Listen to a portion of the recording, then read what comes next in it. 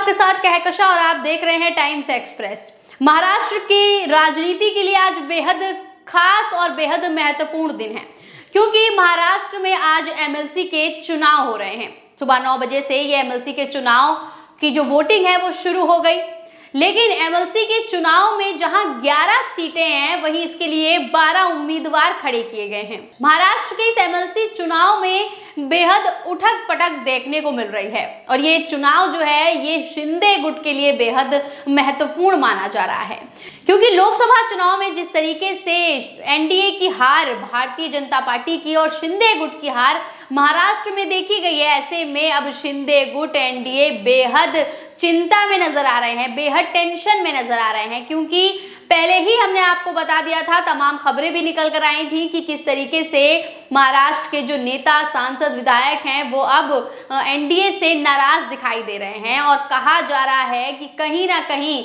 अब ये विधायक पाला बदलने की तैयारी में है। ऐसे में देख लीजिए, ये इतने डर गए हैं कि इन्होंने अब अपने एमएलए यानी कि विधायकों को एक होटल में बंद कर दिया है। जी हाँ, महाराष्ट्र के इस एमएलसी चुनाव में क्रॉस वोटिंग होनी है और क्रॉस वोटिंग से इतना डर गए हैं शिंदे गुट कि अब उन्होंने अपने विधायकों को एक होटल में रखा हुआ है, जहां उनसे कोई भी संपर्क नहीं साध सकता है। इसको लेकर खबर भी निकल कर सामने आई है और देख लीजिए जिस तरीके से शिंदे गुट डरा हुआ है, वहीं जो विपक्ष पार्टी है वो कितनी बेफिक्र बैठी हुई है। खबर निकल कर क्या सामने आई है उस पर नजर डालते हैं। देखिए, लाइव हिंदुस्तान की खबर है, इसमें लिखा हुआ है कि 11 सीटों पर 12 उम्मीदवार, 5 स्टार होटलों में शिफ्ट हुए एमएलए, महाराष्ट्र में रोचक हुए एमएलसी चुनाव की लड़ाई। खबर में लिखा है कि महाराष्ट्र में रिजॉर्ट पॉलिटिक्स की वापसी हो चुकी है। क्रॉस वोटिंग और हॉर्स ट्रेडिंग के डर से विधायकों को 5 स्टार होटल में शिफ्ट कर दिया गया है।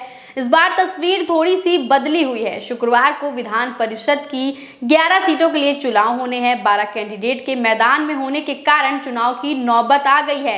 लोकसभा में अपने प्रदर्शन से सत्तारूढ़ दलों को चौंकाने वाले महाविकास आघाड़ी गठबंधन ने अपने 3 कैंडिडेट को मैदान में उतार दिया है। महाराष्ट्र में कुछ ही महीनों में विधानसभा चुनाव होने वाले हैं, यही कारण है कि इसे सेमीफाइनल करार दिया गया है।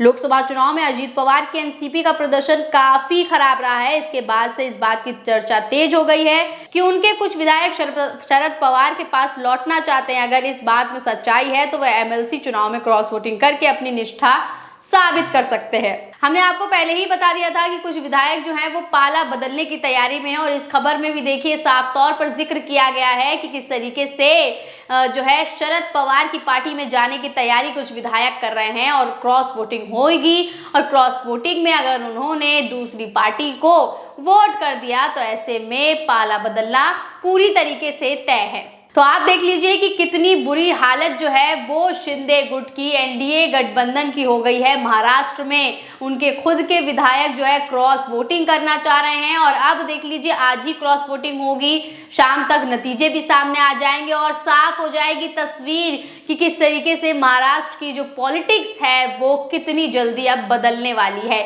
जो काम इन्होंने पहले किया था अब वही काम इनके साथ होने वाला है। आगे देख लीजिए कि किस तरीके से शिंदे गुट जो इतने घबराए हुए हैं, इतनी टेंशन में हैं, उन्हें डर है कहीं उनके विधायक जो हैं वो इंडिया गठबंधन के पास यानी कि आघाड़ी दल जो है उनके पास ना चले जाएं और उन्हें वोट ना कर दें। ऐसे में उन्होंने अपने विधायकों को जो है वो एक होटल में रखा हुआ है और ये एक पुरानी जो है नीति रही है कि जब भी ऐसे क्रॉस वोटिंग का कोई मामला आता है, कोई मसला आता है तो अपने अपने विधायकों को एक होटल में ठहरा दिया जाता है। लेकिन यहाँ सिर्फ शिंदे गुट ने अपने विधायकों को होटल में ठहराया है, आघाड़ी दल वालों ने नहीं ठहराया है।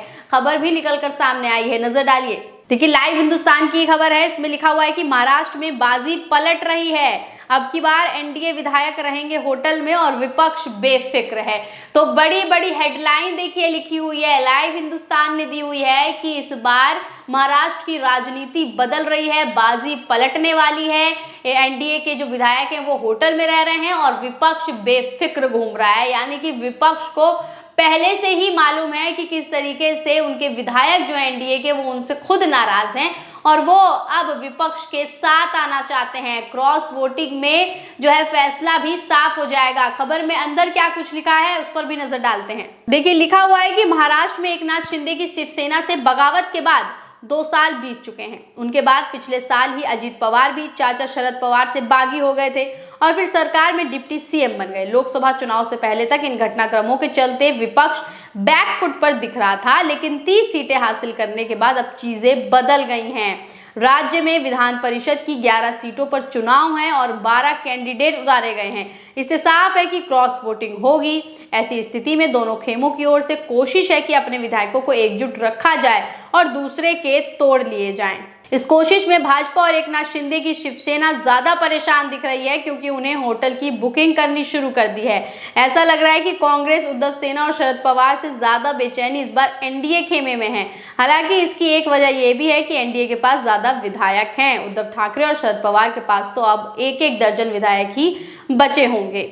वहीं कांग्रेस भी बेफिक्र दिख रही है। उसने गुरुवार को विधायकों के लिए लंच का आयोजन किया, जिसमें बताया जाएगा कि कैसे विधान परिषद चुनाव में वोटिंग करनी है। तो खबर में यही लिखा हुआ है जो मैंने आपको पहले बता दिया कि विपक्ष बेफिक्र है, कांग्रेस बेफिक्र है, उद्धव ठाकरे बेफिक्र बैठे हुए हैं, लेकिन शिंदे गुट, शिवसेना जो है वो बेहद परेशान है। बुकिंग शुरू हो गई थी, बुकिंग करने के बाद होटल में विधायकों को ठहराया भी गया और विपक्ष बिल्कुल बेफिक्र है। उन्होंने सिर्फ लंच का आयोजन किया और लंच के आयोजन में ये सब बातें तय की गई कि किसको कैसे करके वोट करना है। तो आप यहाँ देख लीजिए कि ये तय माना जा रहा है कि महाराष्ट्र के इस एमएलसी चुनाव में शिंदे गुट की करारी हार होने वाली है और शिंदे गुट के जो विधायक हैं वो उनसे ही बागी होने वाले हैं और इंडिया गठबंधन में आने की पूरी तैयारी कर चुके हैं। अब शाम तक का इंतजार रहेगा और शाम को जब नतीजे सामने आ जाएंगे, इससे तस्वीर बिल्कुल साफ हो जाएगी और पता चल जाएगा कि महाराष्ट्र की जो इस बार की बाजी है वो किसके हाथ आती है। बने रहिए टाइम्स एक्सप्रेस के साथ। धन्यवाद।